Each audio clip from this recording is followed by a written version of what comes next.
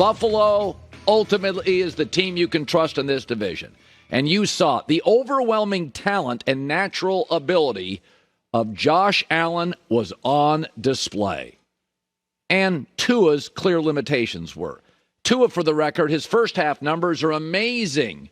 His second half numbers, 9 touchdowns, 8 picks all year. He's a guy, once he's off the brilliant script of his head coach. Josh Allen, it's not about the script. It's not about the coach. It's about the dude.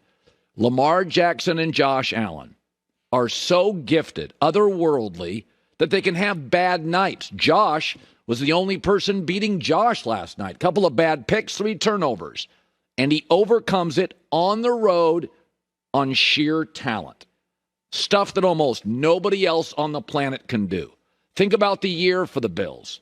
Head coaching drama. Von Miller controversy. Offensive coordinator fired. Stephon Diggs unhappy. Injuries to the defense. Josh Allen blows through all of it.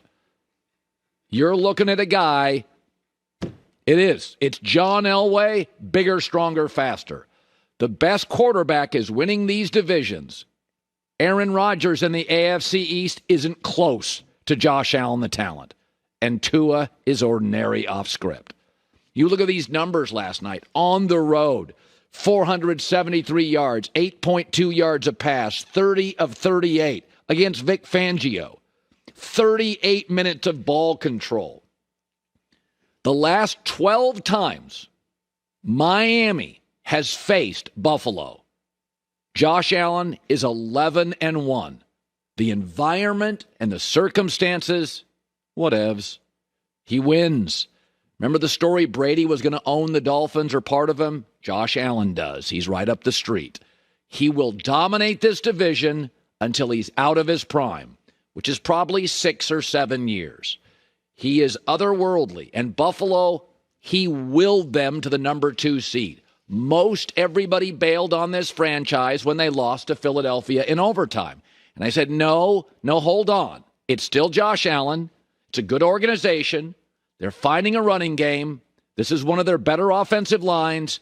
Go with the best player in the division.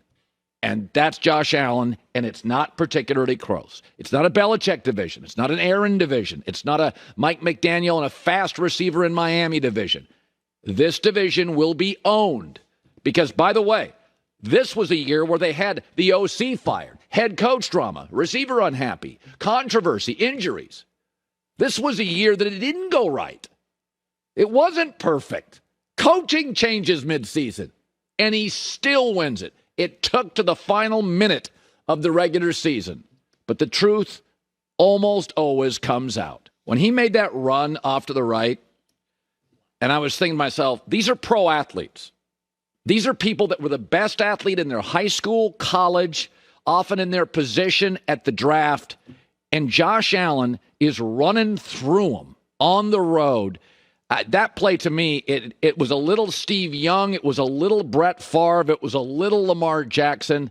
But that scramble, just intuitive understanding, and then at 6'6", leans forward and gets the first. That's why whenever I hear these analytic people, winning is not a quarterback stat. Reverse the quarterbacks. Miami wins last night. And that's not a shot at McDaniel, Tyreek Hill, Tua. Josh is just different. All right. Packers made the playoffs. Green Bay, and man, you talk about rare. It's like lottery rare. Appears to have hit on a third straight quarterback. Now, they're 9-8. They're not 13-4. They're not 12-5.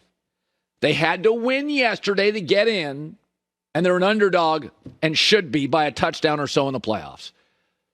But here's what's true and indisputable.